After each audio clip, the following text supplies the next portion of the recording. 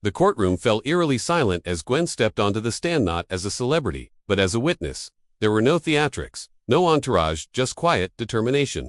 She described being drawn into a party that felt more like a performance, where guests entered as devotees and left changed. She recounted seeing a frightened young woman being escorted away, the flashing lights, confiscated phones, and the unnerving presence of invisible boundaries, real chains, roped-off corridors, muted hallways. Gwen's voice remained steady as she revealed how the event wasn't an isolated evening but a machined ritual of control. The imposing security, the tinted glass room, and the hushed instructions to stay quiet. When the phone she had taken in was returned with a veiled threat via text, Gwen realized she had become part of something sinister. Her testimony built to a chilling climax as she shared the defining moment of clarity. A too young girl, she recognized an hour later at an awards event, safe in public, but haunted in Gwen's eyes. She named this girl aloud in court, not to shame but to demand accountability, presenting a guest list and private notes from someone coerced into silence. Gwen declared her refusal to remain silent any longer. "I'm not afraid of you." The courtroom, once steeped in power and glamour, was transformed, no longer a stage for legends, but a crucible for truth. She didn't walk off stage. She stepped clear of silence, and in that moment, everything changed. The courtroom settled into a tense hush as Gwen sat, the weight of the morning pressing in. Here was a woman whose entire public image was built on spectacle. Now stripped of all performance, only her voice remained. She recounted that when she reached for her phone at the party, security intercepted it with a curt smile. "We keep things private here." That moment, she said, shattered the illusion. This wasn't hospitality, it was containment. An ice warning whispered through the air. "It's not a party after midnight."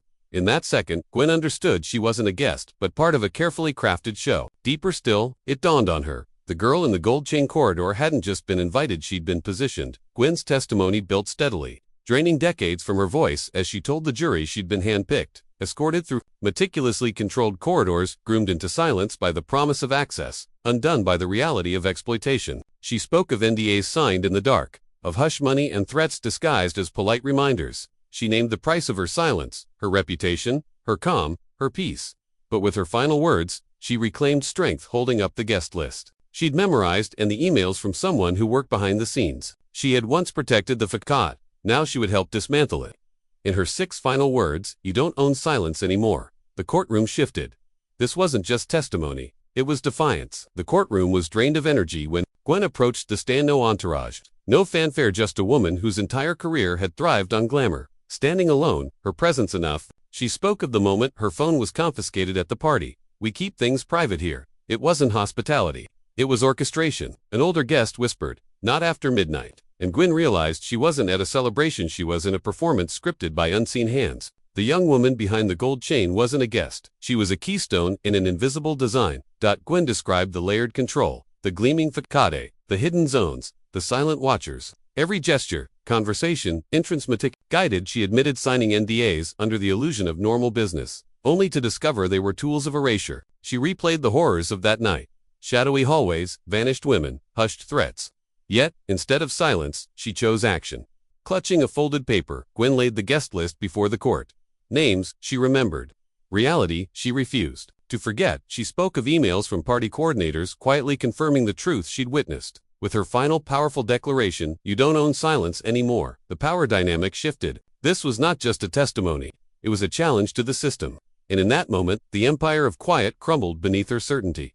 Stepping onto the stand, Gwen's presence was quiet, yet commanding. No entourage, no camera flash, just a woman braced under the weight of a decade-old secret. She spoke of the gold chain-roped hallway in the glass room where women sat like exhibits, watched and managed. An older party guest whispered, "Not after midnight." And Gwen realized this was no party, it was a performance driven by invisible directives. She described the party's layers, curated zones, confiscated phones, hidden exits. Smiles were staged, laughter rehearsed. Phones vanished under the guise of privacy, but Gwen saw it for what it was, control. She detailed the disappearance of a terrified young woman, led away by handlers. That single, terrified glance forced Gwen to recognize her own complicity.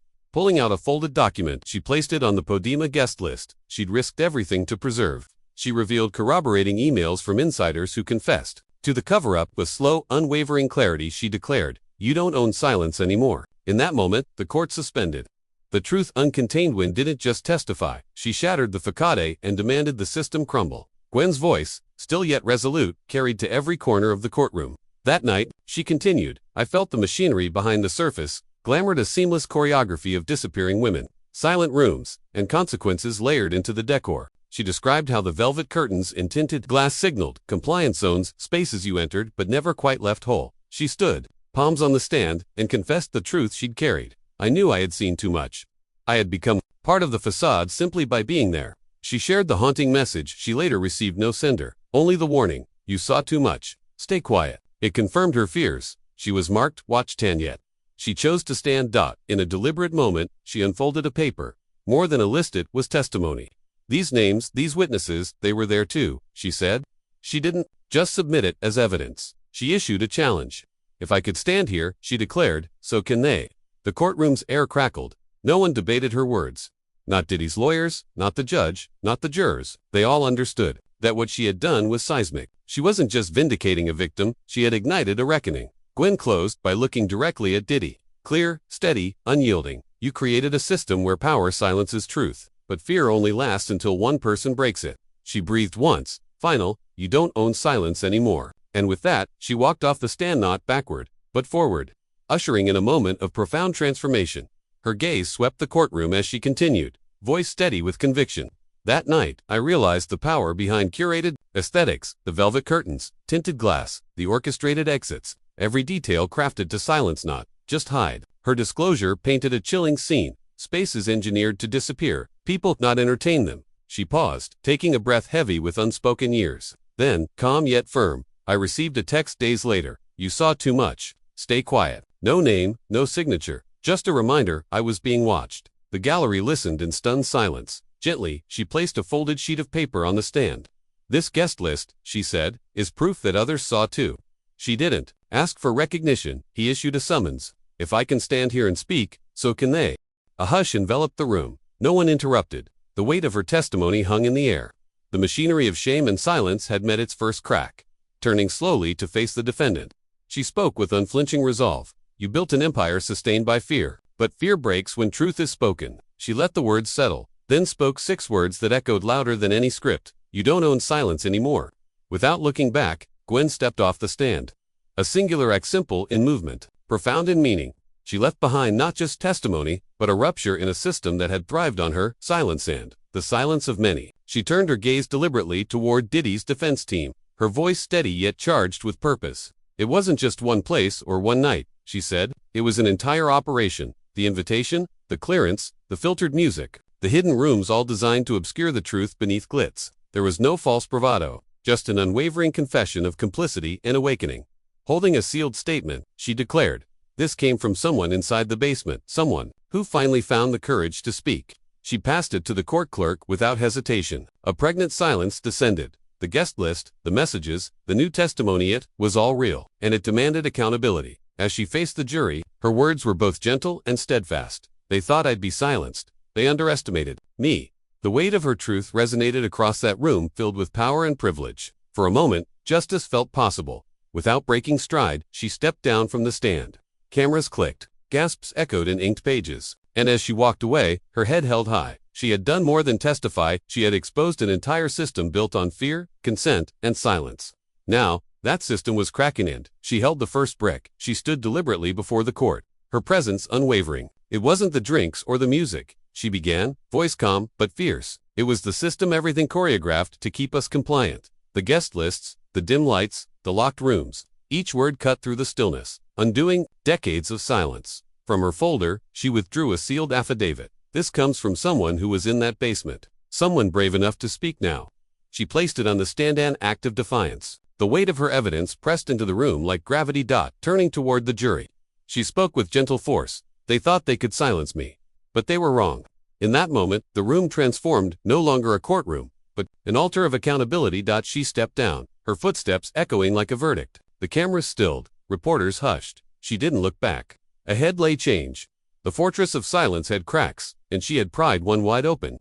She took the stand again, posture steady, voice unwavering. It wasn't about ambience or booze, she started, eyes sweeping the courtroom. It was a curated system, invites, blackout curtains, locked phones constructed to keep women compliant. Each syllable seemed to unravel years of orchestrated hush.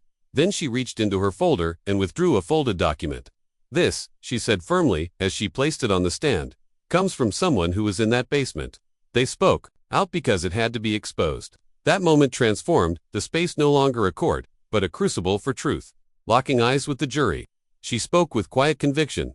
They expected me to stay silent, but silence protected them, not me, and not her. A hush fell over everyone present. She stepped down from the stand, each footfall echoing through the chamber like a declaration. Reporters stopped typing. The judge leaned forward.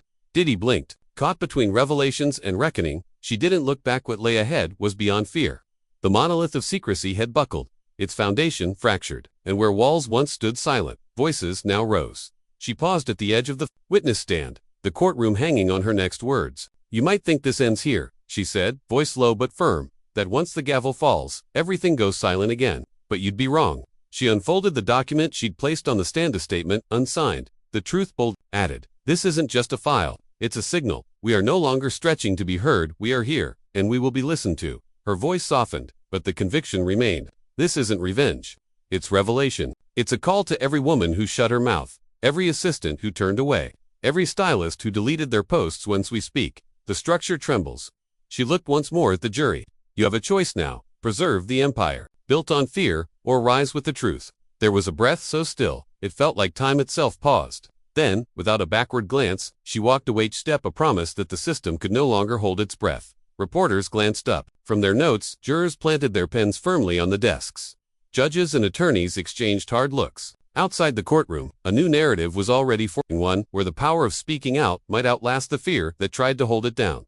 She stood still at the edge of the witness stand, eyes locked with the jury, her voice calm but strong. This doesn't stop here, she said, letting each word settle. You might think once court ends, everything goes quiet again, but it won't. This is just the beginning. Slowly, she placed a document down, a statement, unsigned, but full of truth. This paper isn't just a file, she continued. It's proof we're done being silent. Her tone softened, but the meaning was sharp. This isn't revenge, it's truth. It's a message to every girl told to stay quiet, every person who saw and said nothing. We're done waiting. We're speaking. She looked at the jury. Now it's up to you. Keep protecting fear, or help bring the truth to light. The courtroom went still. She didn't need applause or permission. Without looking back, she walked away every step, saying that fear no longer owned the silence. Behind her, the system shook. Ahead, something new was rising where the truth would no longer be hidden.